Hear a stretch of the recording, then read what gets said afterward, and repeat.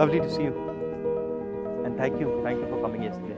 No, don't, because I felt that it's my duty as an Indian to voice my anguish, my apprehension at what's happening. And before coming, I was just looking through the pages. There's a big book I have, your grandfather's name. Achha.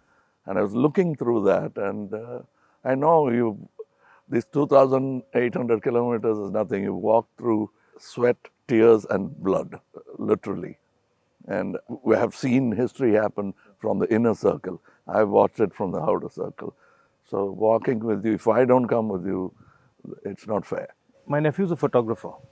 So I said, listen, I want to give a little present to my friend Kamal Hassan.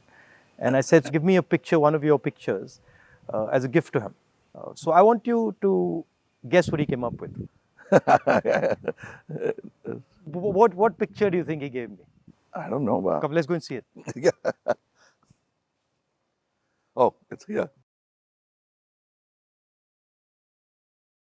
Tells you what Kamal is, right? And so this is what he gave me. This is what he came up with. Oh. Oh, he shot this? He shot this, and that's for you, because it tells us your approach, your attitude to life, and the fact that you're a great Indian and a great Tamil. Thank you. And we're proud of you. Thank you. It looks nice, huh? Oh, lovely. I'm quite interested in how you see what is going on in India. Of course, an Indian person, but also a Tamil person, because the view from South India often looks very different. It is. Than the view from North I'm India. sure it is the same from Assam or Meghalaya. The same, exactly. At the capital. We forget history, and we are only agitated by the topical or recent happenings. I talk a lot about Gandhiji now. It is not right from the beginning. My father was a congressman, but my environment made me a bitter critic of Gandhiji when I was in my teens. My father did not say, he said, just read history. I think you're talking from today. Yeah, but today matters, is my question. He's a lawyer, and he didn't argue with me on this case. Around 24, 25, I discovered Gandhiji on my own. And over the years, exponentially, I've become a fan. And that's me, to explain myself. You to actually correct yourself and say sorry. That's why I made Hey Ram, Right. a film where I played a parallel assassin, Wow. wanting to kill Gandhiji. And as he goes nearer to the person and the truth, he changes. Yeah. But it's too late. Somebody else does the job that he wanted to do, but he had changed his mind. That's the story of Hey Ram. So you came up with the idea? Yes, that is my way of saying sorry to my Bapu. Excellent.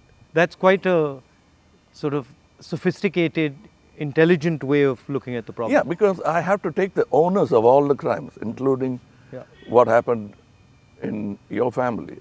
We let it happen. But I think inside what you're saying is hatred is actually blindness and misunderstanding.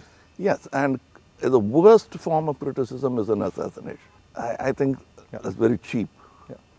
And It's a coward. A coward does that Only, because he has no other way to fight. But that cannot be the answer. So what's your view then of the violence and the hatred that is being spread in the country? I mean, I view it as a consequence of the fear that is being spread in the country. No, this is actually a synthetic, reproduced, manufactured thing. I don't think so, because go into Kerala, more than Tamil Nadu, you will find amity prevails.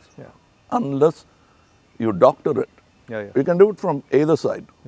I think there are more sides to it than just Hindu and Muslim.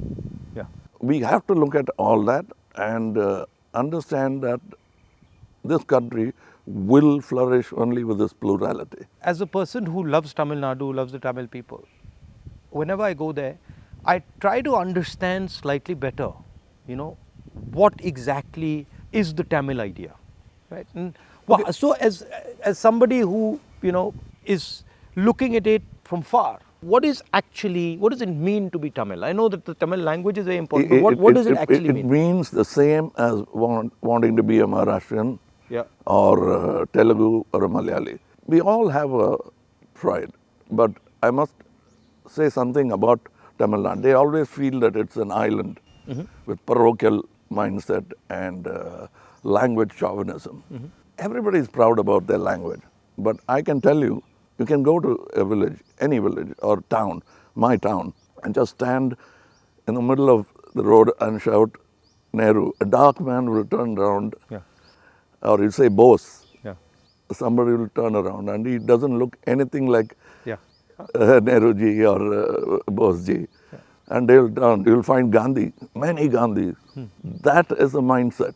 And at a particular point, they felt there was apathy from the center. That happens every time. It will happen with every government. They are now unhappy with what is happening now. But that's not permanent if you could approach it like you're doing it now. The reason why I want to celebrate your walk is reaching out to the people and lending the ear instead of standing on a podium and lecturing. That's commendable from your side. But my experience when I go to Tamil Nadu, right, is that they express themselves in a very passionate, it's different expression. So if you go to Maharashtra, people show affection, but the way the Tamils show affection is something completely different. I get that feeling when I go there, and I always wonder, what is that exactly? How does it, why such strong affection or strong expression or so passionate? It's part of the culture. It's a very old culture, and they've seen wars, they've seen battles, they've learned a lot from Jainism, Buddhism.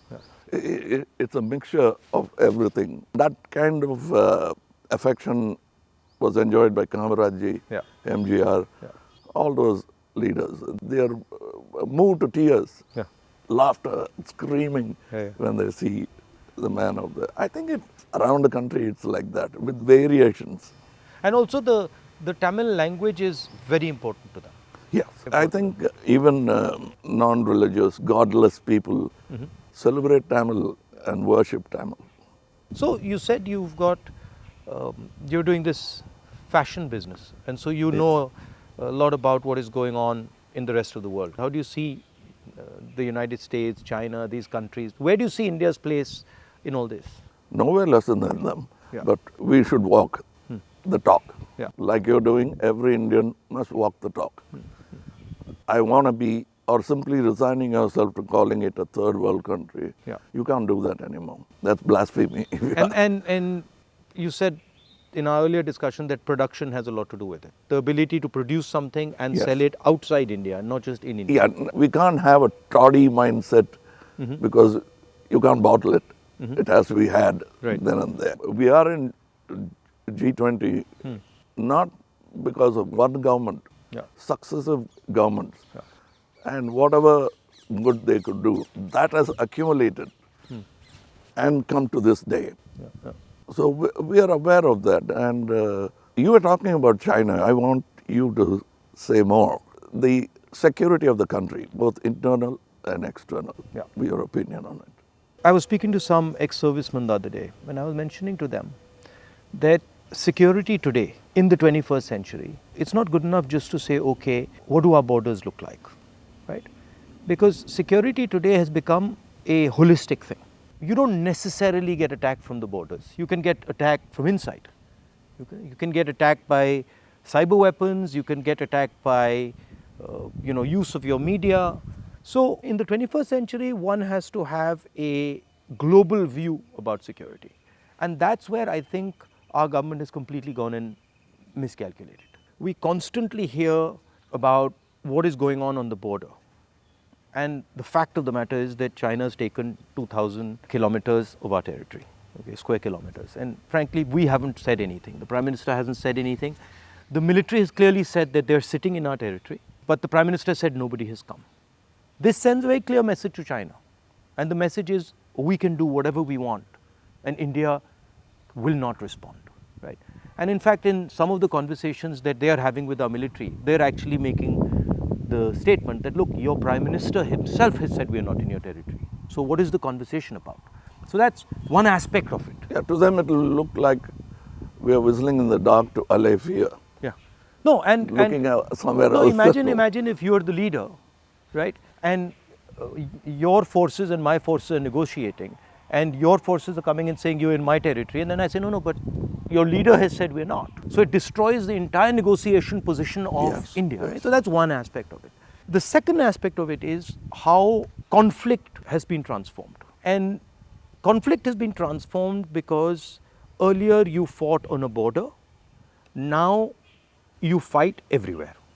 Right? So you fight by shutting down power stations, you can fight by attacking the railway system, you can fight by militarily attacking, you can And fight. the oldest trick is to Yeah. contaminate border. Yeah, so you can do that. So the single most important thing in the 21st century is that a country has internal cohesion, that there's harmony in the country, that people are not fighting, that there's peace in the country, and the country has a vision.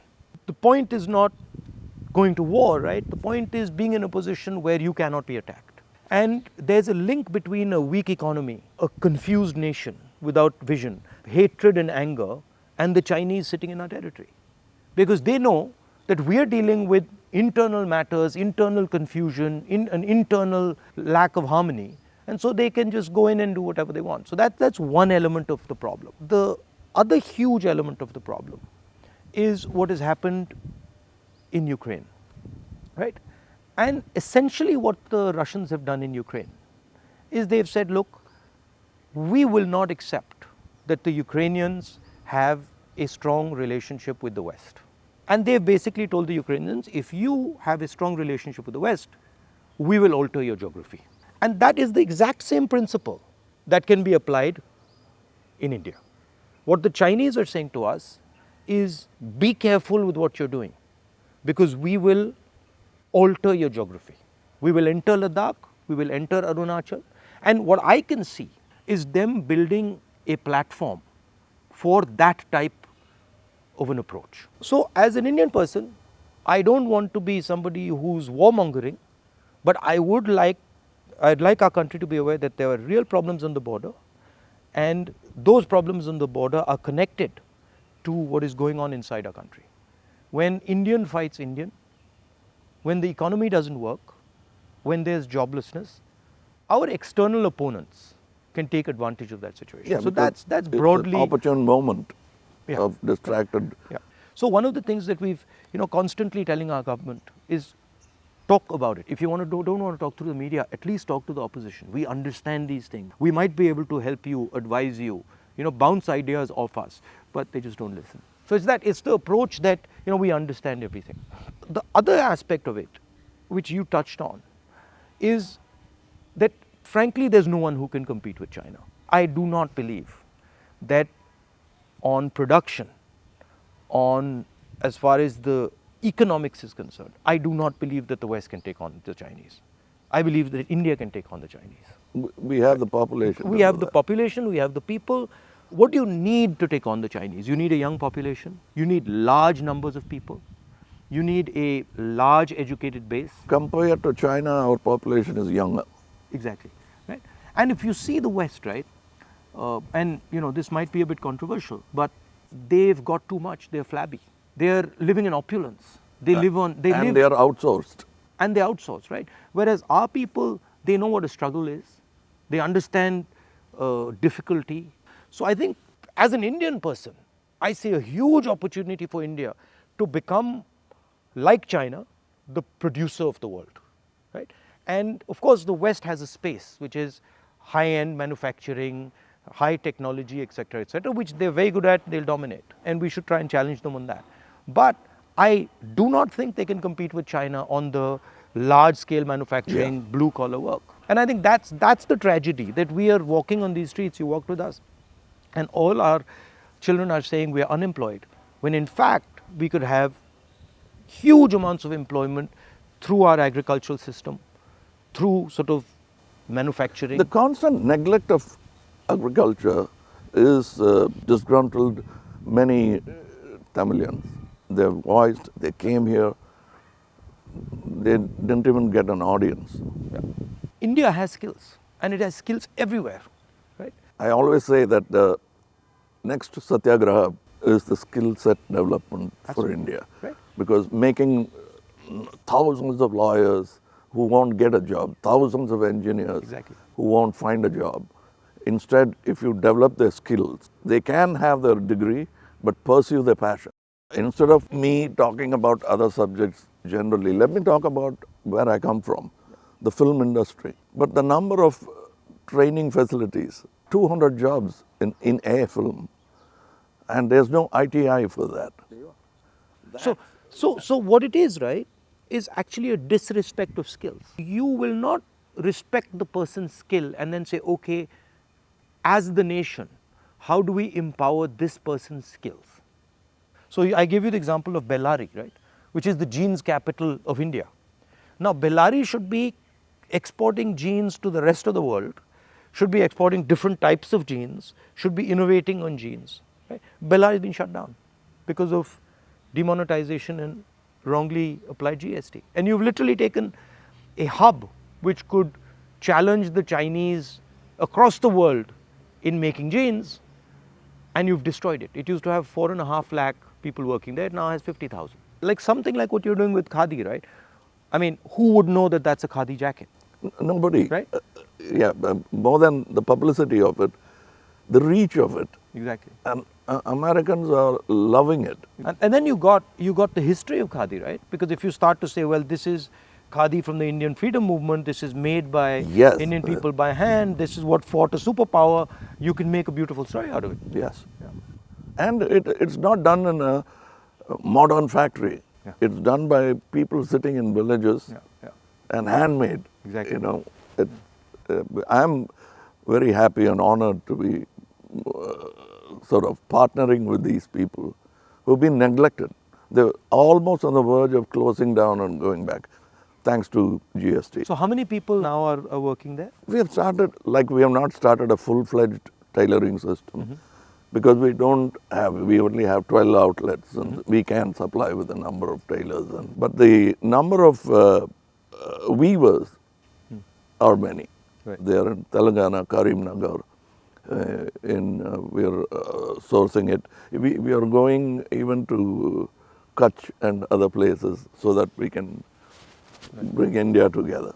So that's it was very nice. It was very nice of you to come, I must say. I with all the situation and the BJP and sort of the ability they have to coerce, I think it's also a brave thing. That's why I think that's why he gave. He came up with that idea of the picture. It's not easy. I'm glad he thinks of me that way, but I still remember the speech by Gandhiji when he said, "Shake the lion's mane," for which he was incarcerated. So we have the strength and ability. But I'm happy that you're meeting people, practicing jujutsu, walking miles and miles and miles. It's nice. And because you're doing exactly what Gandhiji did, to understand the nation before fighting for it. No, it's quite a fantastic experience. I remember walking from Tamil Nadu into Kerala. It's completely different. Yeah. And as you said, it's changed, but then it's the same. So there's huge commonality and then there's huge difference. That's the individuality of it. That's the plurality that we should not lose at all. Yeah. And I think a lot of what we traditionally have is also the artisan, the small and medium person, the little clusters who have huge skill, but they are sort of hidden away, hidden treasures, so to speak. Yeah, I think it's very important that a government in position should bolster like farmers during the Gaja calamity. For them, after some time, party affiliations don't matter. Yeah. The calamity that they're facing is the pain is the most important thing. It doesn't matter. Yeah. And politicians always go and talk about the next election. Yeah. And their trajectory is towards that, and that they don't like. Yeah. They can't tend to take their eyes off it. Yeah. Politicians. I find that. And I get criticized a lot, sometimes where they're like, he's not election centric. I mean, I think of course, one has to fight elections, one has to be in politics, one has to take them seriously. But there's also another role of people. There's a role of bringing people together, of listening, of being affectionate. That role, I think, is a very important role. What we have done through our party is that simply sort of wipe the dust away from the Gram Sabhas and brought it back into, now it's happening because we are attending and now we want to take it into the towns. I think people should participate in politics, not necessarily electoral politics only. Exactly. But they must have a firm say that politicians will have to understand it's not all about number crunching, that they'll have to answer certain things. And people should also feel that I can vent or complain. I can say something, and politicians should also feel that I can take some punishment. He's shouting at me, okay, no problem. I did something wrong. I go and listen to what he's doing, what he's saying. I think that's, people don't like criticism. I think criticism is a good thing. I think we are a very young democracy still, in spite of 75 years. The reminiscence of the monarchy is still in our mind. Yeah. No, that's a profound thing you've said. It's true. It's still, they want loyalty. And politicians who are in power want to somewhere behave like a king. Because it's not too far behind in history that we had princely states. 70 years, yeah. But I think if you look, a lot of sort of our chief ministers and leaders, the approach is that of a king. You look, you're like unilateral decisions. I will do whatever I want, not taking into account what people feel, not listening. I think there's quite a lot of that. Yeah, and they are offended when you call them a civil servant. Yeah. I'm not a civil servant. Yeah. I'm in position, I'm in power. But that's what we are, ultimately. It should be a position of honor rather than position to usurp. Yeah. The trustee idea of Mahatma Gandhi. Over the time, I'm looking for people who are at least a semblance of that in them, because it's unique. He's a tall international figure. Yeah. And that we realize when he's not there. Well, anyway, I won't keep you. No, I'm keeping you. It's lovely to see you.